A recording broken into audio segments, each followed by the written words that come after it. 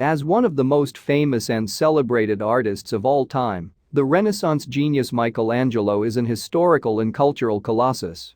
The man looms large over the art world to this very day, but what was the man himself actually like?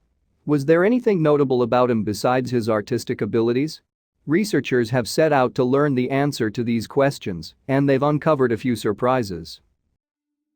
Subtle details spotted on Michelangelo's shoes may alter his reputation. The experts in question came from Italy's Forensic Anthropology, Paleopathology, and Bioarchaeology Research Center, and they had quite an unusual focus for their study. Basically, they put an awful lot of effort into examining shoes purported to have once belonged to Michelangelo. For those of us not involved in the research, that might seem a little strange.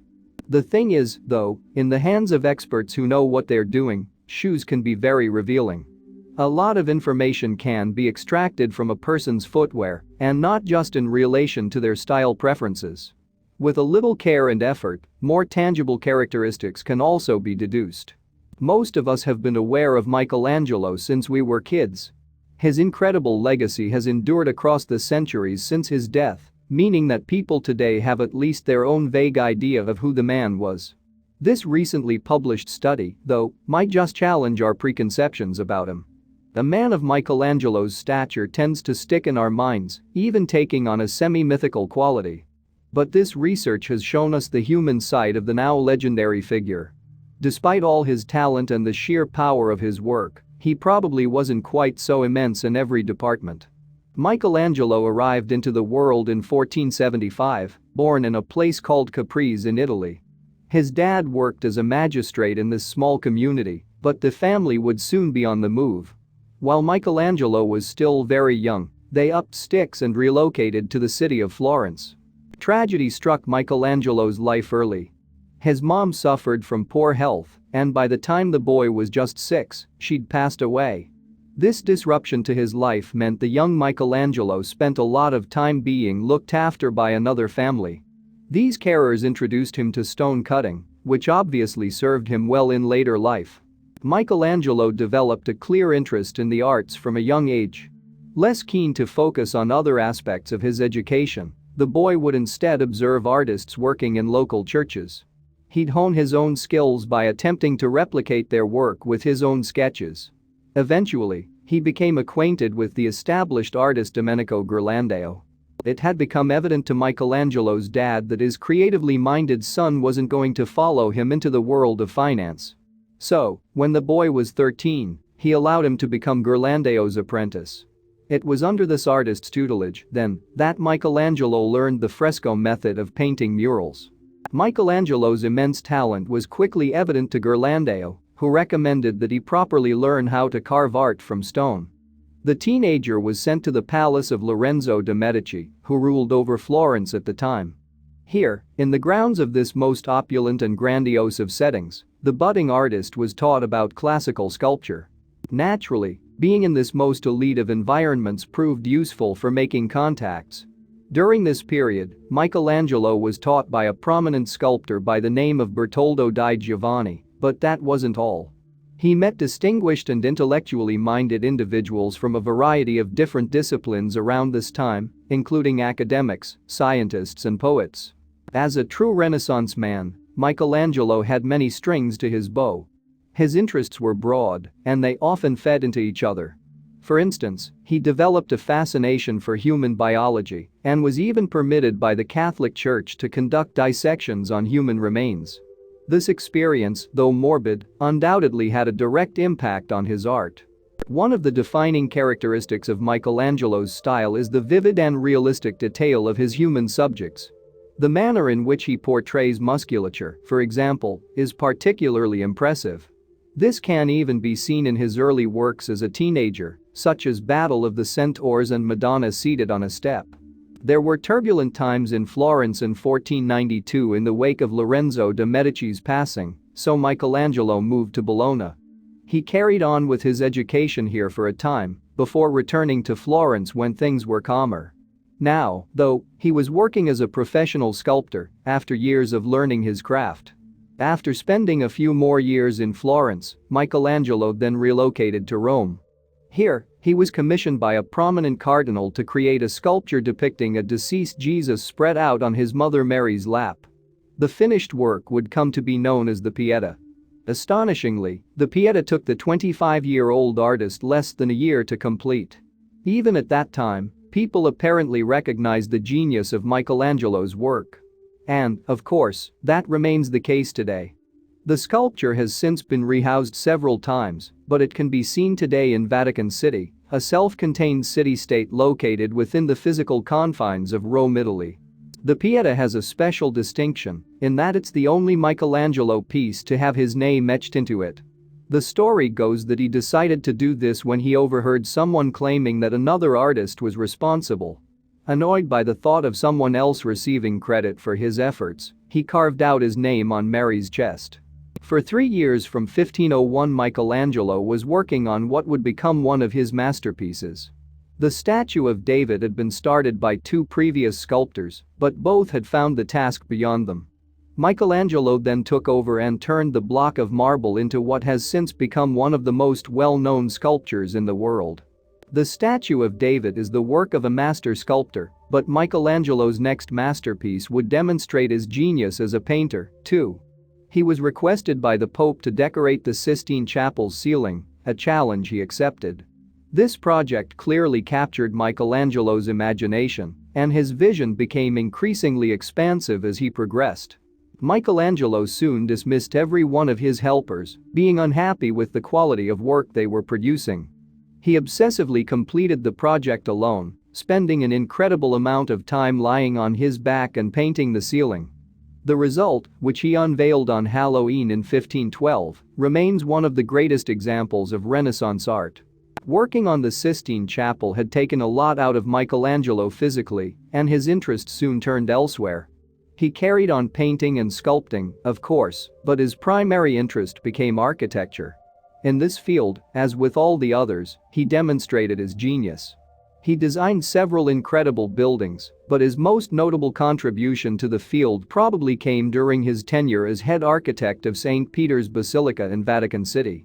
Michelangelo made it to a ripe old age, passing away a few weeks before he turned 89. Leaving behind an incredible legacy and an immense body of work, he was immediately heralded as a master artist. And this reputation hasn't at all diminished in the centuries that have followed his death in 1564. We're lucky to have so many of Michelangelo's works still on show today, as they allow us to marvel at his genius. We all know about his one-of-a-kind abilities as an artist, but what about his general personality? What about his physical characteristics? For certain admirers of his work, these are pressing questions. In terms of his personality, first of all, it seems that Michelangelo had been something of a firebrand. It's said that he had a sharp temper, which put a strain on his personal and professional relationships. His obsessive perfectionism apparently made him a hard taskmaster. Michelangelo was also known to slip into periods of depression, which can be seen in his own writings.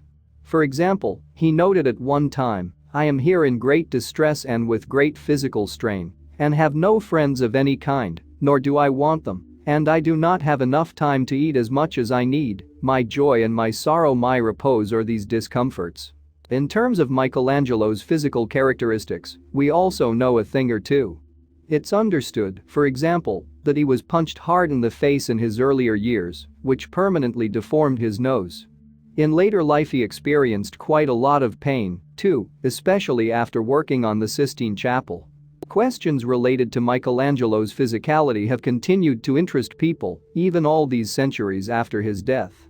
And in September 2021, a new study was published in scientific journal Anthropology, which represents something of a breakthrough in this respect.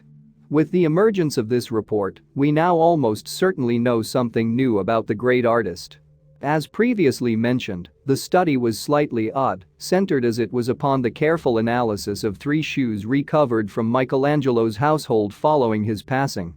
2 of these were matching, while the third was on its own. Its counterpart had been robbed back in 1873, so the experts just had to make do with the one. This was a novel study, as no other had attempted to use Michelangelo's clothing in this way. But the researchers felt that by measuring the shoes, they could give a fair estimate of how tall he'd been. So, what did they find? Well, it turns out that this man with a colossal legacy was probably quite short in terms of physical stature. The experts estimate that Michelangelo was no taller than 5'2", which is quite a bit shorter than most European men today. That might seem to contradict the idea that many of us have of the great man. In terms of his art, after all, he was a giant. While this revelation might initially seem quite surprising, the truth is that it's not really so strange. Michelangelo, as a matter of fact, wasn't a particularly short man by the standards of his era. You see, the average height of Europeans in the 15th and 16th centuries was shorter than it is today. Giorgio Vasari was an artist and writer from Michelangelo's own time who once recorded a description of the great man. Vasari noted, "He was of mediocre stature, broad in the shoulders, but well proportioned to the rest of his body." This usage of the word mediocre wasn't as insulting as it might seem, as Vasari used the term in its older context to mean average. So, it really wouldn't be that unrealistic to suggest Michelangelo was only a little over 5 feet tall. But despite the seeming evidence for that, it's still not 100% certain to have been the case. Even though the researchers may have got all their calculations correct, there's still a potential problem. The 3 shoes that were studied are all equivalent in size, which means they likely belong to the same individual. But there's no guarantee that this person was actually Michelangelo. These shoes have always been linked to the artist, but it's possible someone else in his home used to wear them. So we can't be totally sure that this research refers to the height of Michelangelo. Still, though, there's a strong chance these shoes were his and that he really did stand at 5'2" tall. And that makes this study special, as details like this are really difficult to obtain. In order to figure out really specific details about Michelangelo's physical characteristics, researchers would have to do something quite drastic. Basically, his skeleton would need to be disinterred and then subjected to scientific scrutiny. But that, frankly, would be a really grisly and downright morally questionable thing to do. If we rule out the exhumation of Michelangelo's remains, which we should, then that leaves studies like this one involving his shoes. In this context, we can say that this method of research is actually a far less problematic way to do things. Even if it happens to be a little weird. Following on from the shoe study, researchers have more plans to learn about Michelangelo by studying fingerprints thought to be his. A number of his works bear fingerprints, with one only recently discovered on a waxwork called the Slave. If proven to be his, such fingerprints could reveal more about the artist. All of this might seem like a huge amount of effort to learn about one man. But if nothing else, it just shows what an influence Michelangelo has had on art and culture. He was such an important figure that there are people out there willing to dedicate their lives to painstakingly studying his shoes and fingerprints. Michelangelo is remembered alongside figures such as Raphael and Leonardo da Vinci as a true master of the Renaissance. The power and lasting influence of his work has undoubtedly made him a towering figure of the art world. It's likely, though, that his imposing genius wasn't quite reflected in his more modest height. Thanks for watching, and don't forget to like and subscribe.